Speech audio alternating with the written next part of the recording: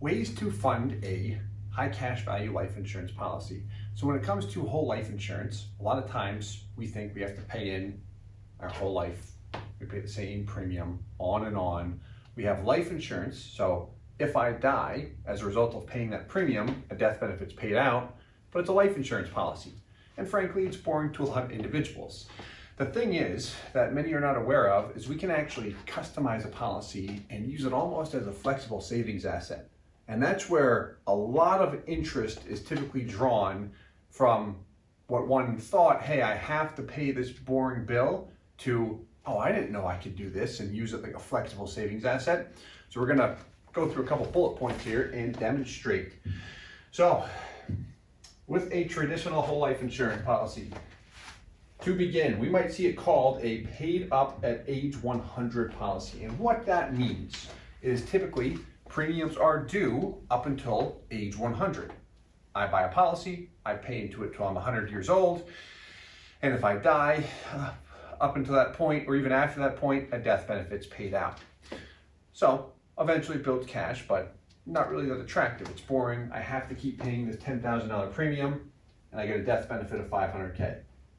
We don't want that. So when we look at a customized policy, now we're talking about the flexible savings asset. How do I take advantage of what cash value life insurance offers? Safe, liquid, tax-free area to position money. Tax-free if I do it right. How do I take advantage of that? Well, first, with the amount, how much do I want to pay in? Right? Well, I don't know how much I want to pay in.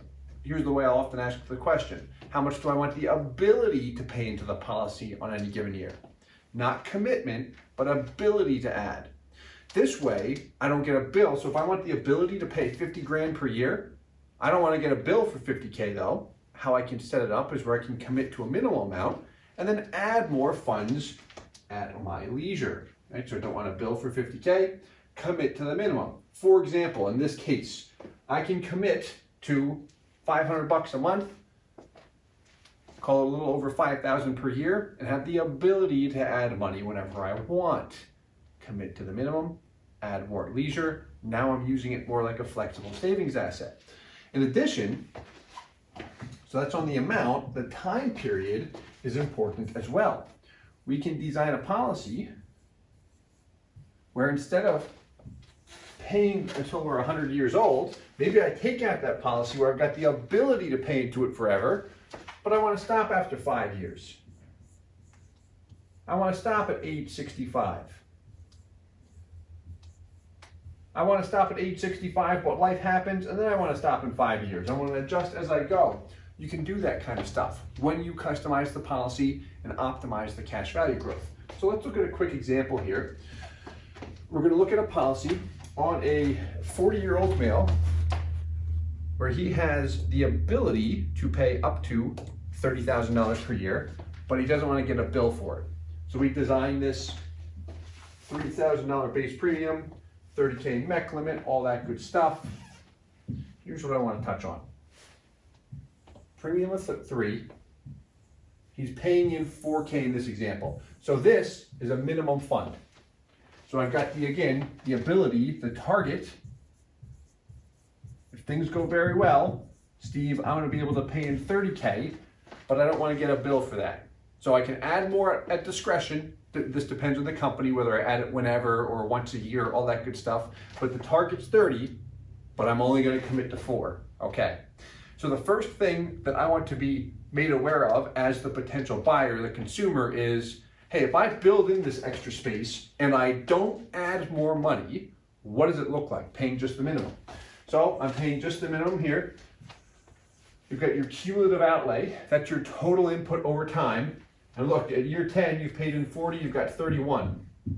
Yeah, this is like a traditional life insurance policy. If I die, a death benefit's paid out that's substantial. In yellow, we've got highlighted our break-even point. It's not that attractive, but what it does is we wouldn't set up a policy like this and only pay the minimum. If 4K was our target, we designed it a bit differently. Point here is I'm going to commit to that and then add up to 30 at discretion. And if I do add more, that's when it looks good. But again, I don't want to get that bill for 30 grand. See where I'm going? So let's look at a mid-fund. So exact same policy, we're going to assume we added more money, and this, again, depending on the company, could be over the course of the year, meaning I'm paying in 4K, and then in 3 months I've got an extra sum of 10 grand I want to throw in there, then another 1,000 you can add at leisure, or once per year, depending on the company. Anyway, I don't want to get into those details here. 15 per year average, break even point in this example, between 6 and 7. Really, we've got highlighted year 7 when you're finally positive, but it falls between 6 and 7 in this example. Much better, still not optimal, but we've got a 50% fund. So meaning I could pay up to 30K, but I only added 15.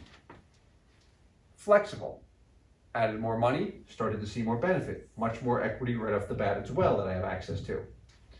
Then, the max fund. These are the ones we always show because this is the stuff that often I see people not aware of, is if you max fund a policy and optimize it, that's when it starts looking good. Right, so now, exact same policy where we committed to that minimal amount, same base of 3, paying in 30, break even point between 4 and 5, we're positive year 5, that's why it's highlighted in yellow. Same 40-year-old male, same policy, everything is identical there, all that good stuff.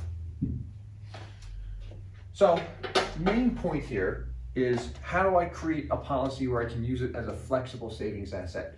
Depends on the insurance company, the product design, but it is possible. This way I'm not locked into or committed to a boring whole life insurance policy that eventually produces value, but if I need or would like that value up front in addition to having more long-term, it's possible. And it can even be a case where, hey, you want the ability to pay in 30, but you only want to get a bill for 4, no problem. You want the ability to pay in 300, but you only want to get a bill for 30 or 40, no problem. It's the same thing, it's just it's from the ratio standpoint, setting it up in the same manner.